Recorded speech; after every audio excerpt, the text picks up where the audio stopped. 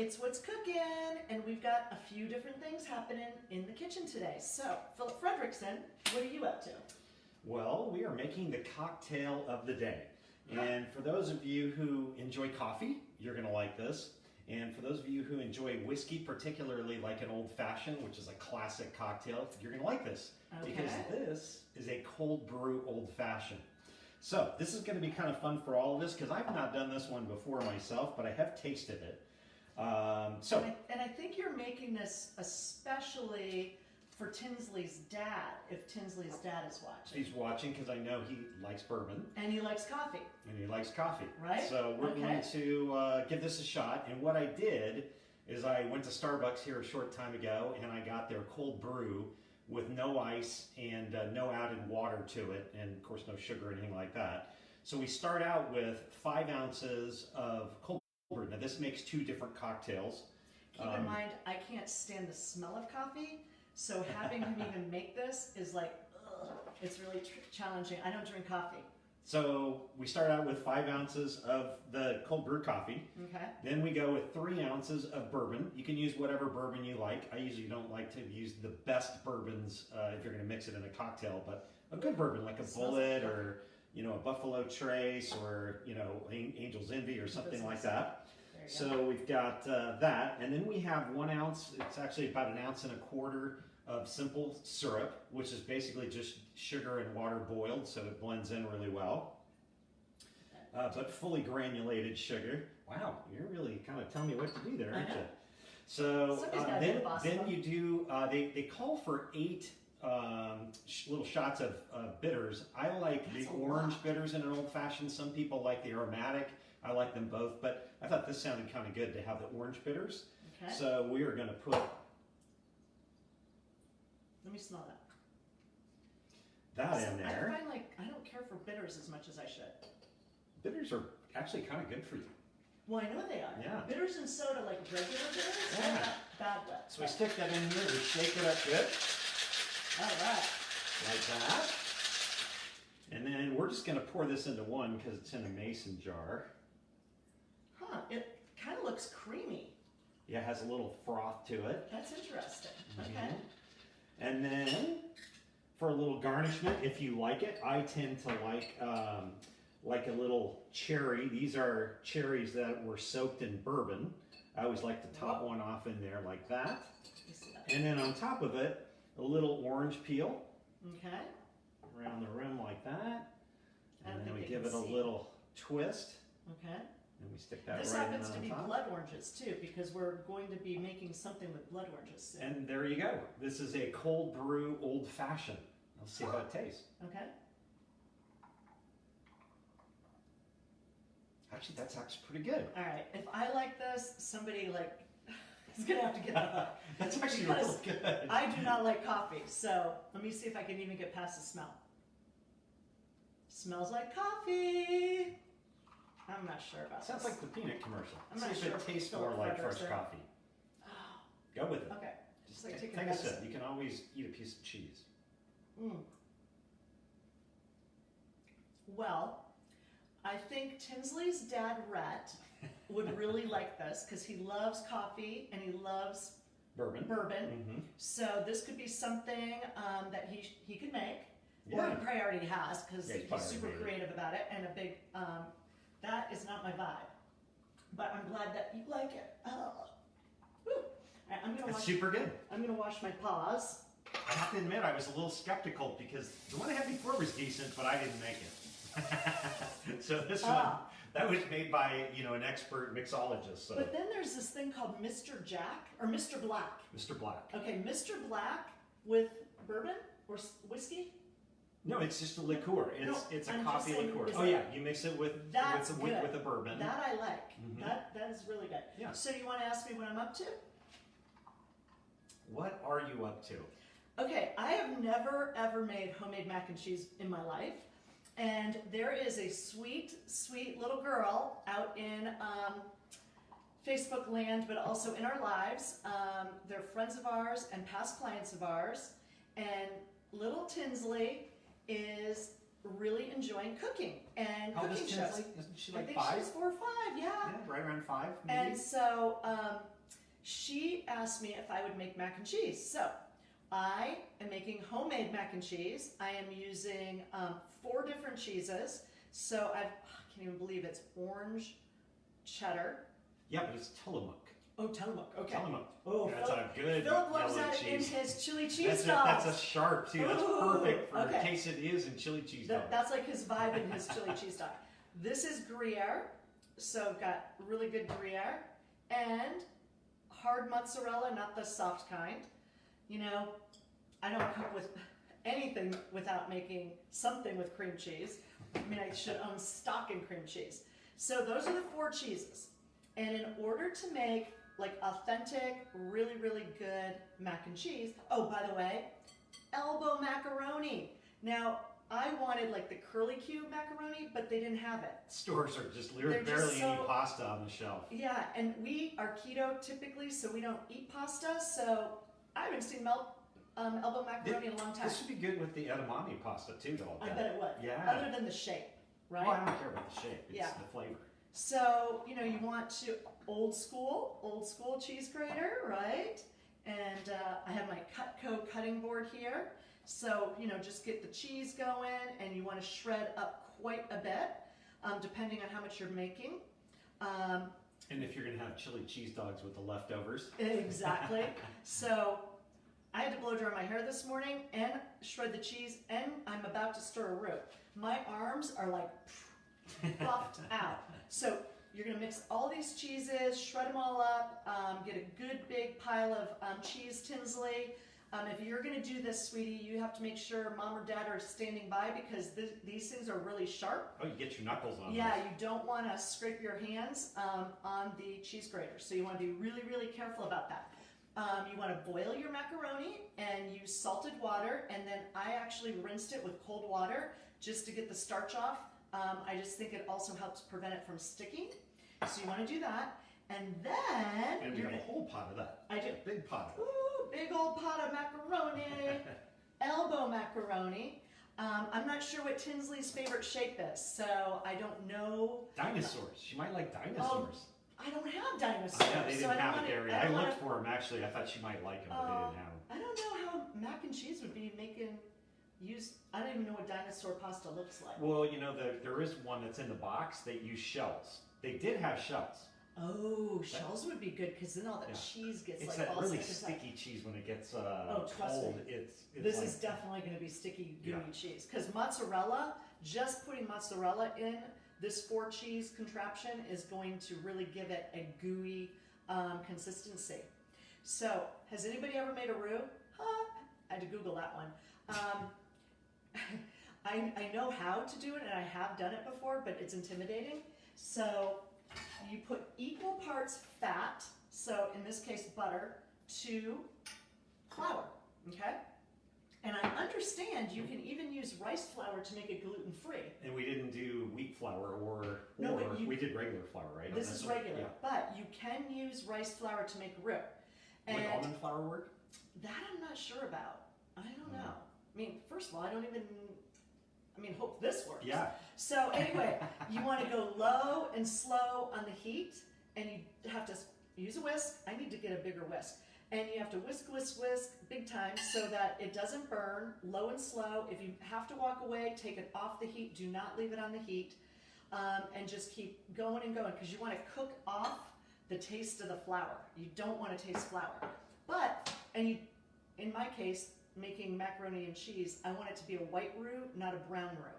There are roux that you can do where you get it a little bit kind of, the flour and the butter. Not burnt, but It just, on the you edge can of that. see it, yeah. Mhm. Like this one, you want it to look more lemony versus more cocoa-y. Not totally cocoa, but light cocoa. Because that would be a brown roux, which is good for probably making, what's that New Orleans gumbo. I bet you gumbo uses, I've never made gumbo.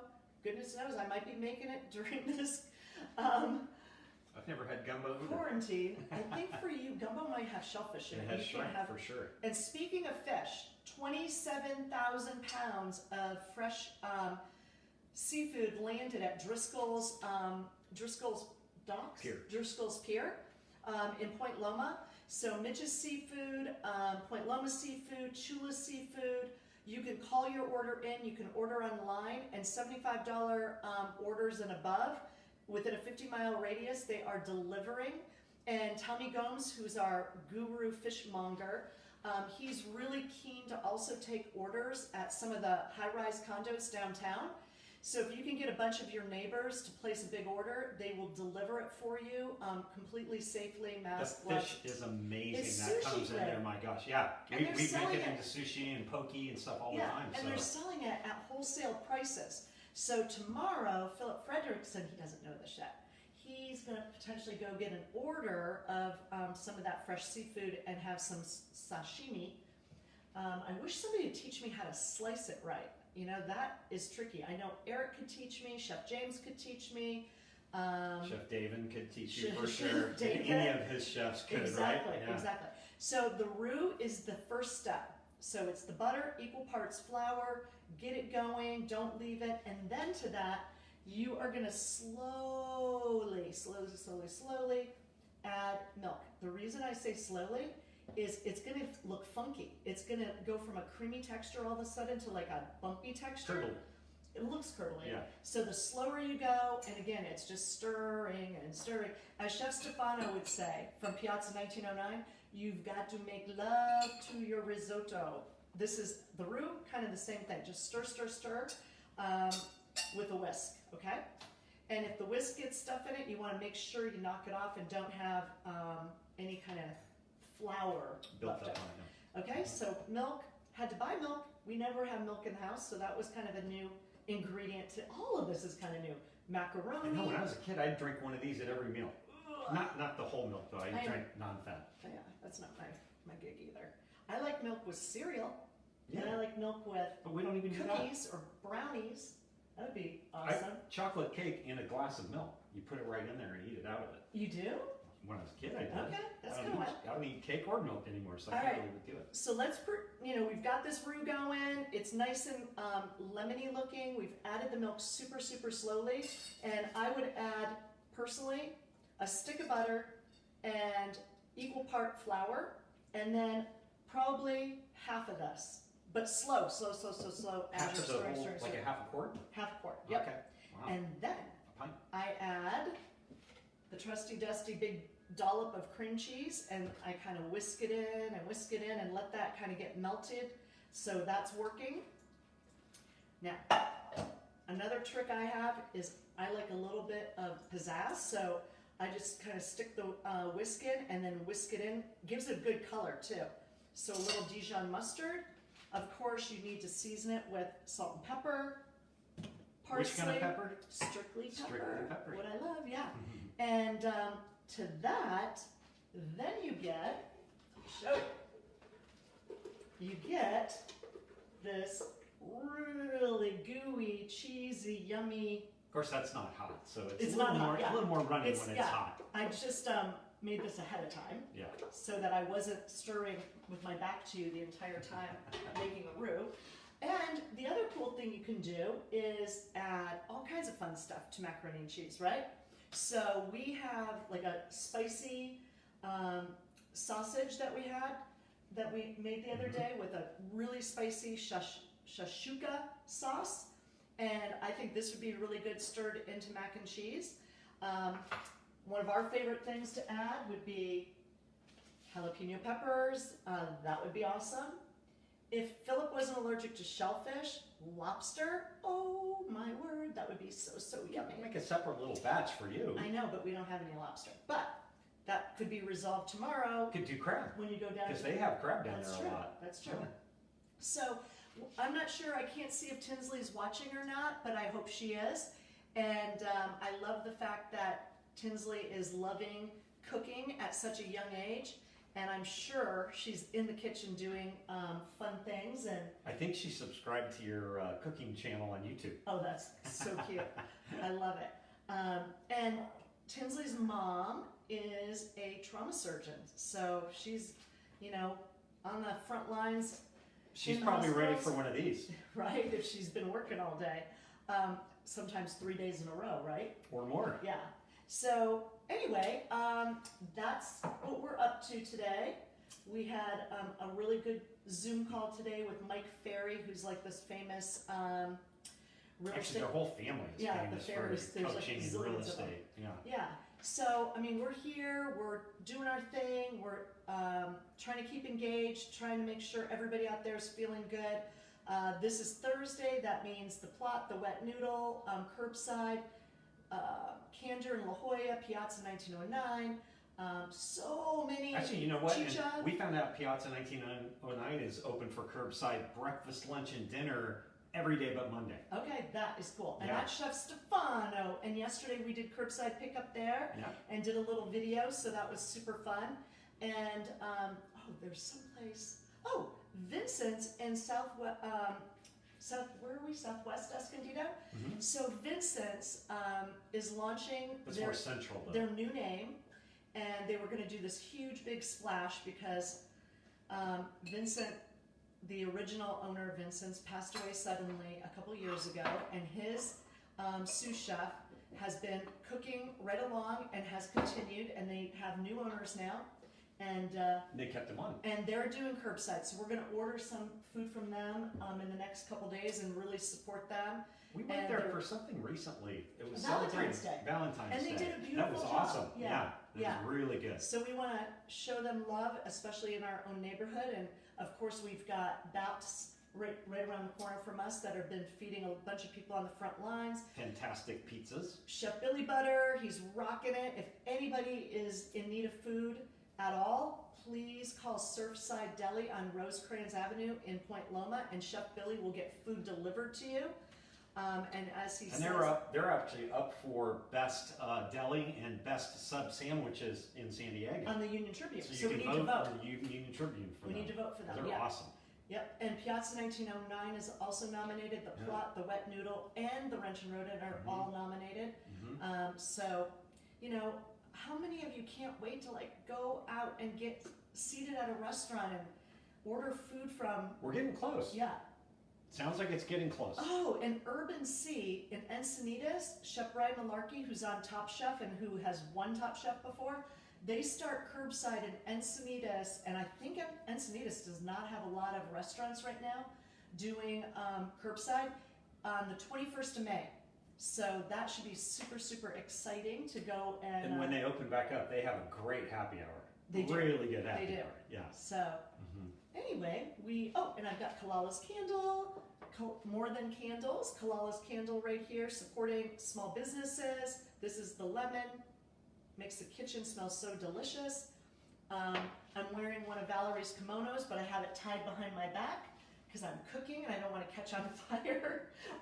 Which, by the way, we took our limoncello, orangecello, and kumquatcello off the skins today, and Oh. added in the sugar and water, simple syrup into Okay. it. So That was Philip's science project today. Yeah. I did not participate, but we're getting ready to bottle that stuff. So that, you know, the orange and the kumquat was particularly good. okay, all right. The limoncello is kind of still on the fence. I'm not sure about that. That one apparently needs a little time for the bitterness. Huh, Yeah. I wonder why. I have a theory. If it does not go away, I think I know what we might have done wrong. Oh gosh, that was 70 lemons that we peeled. Yeah. 70. Yeah. That was painstaking.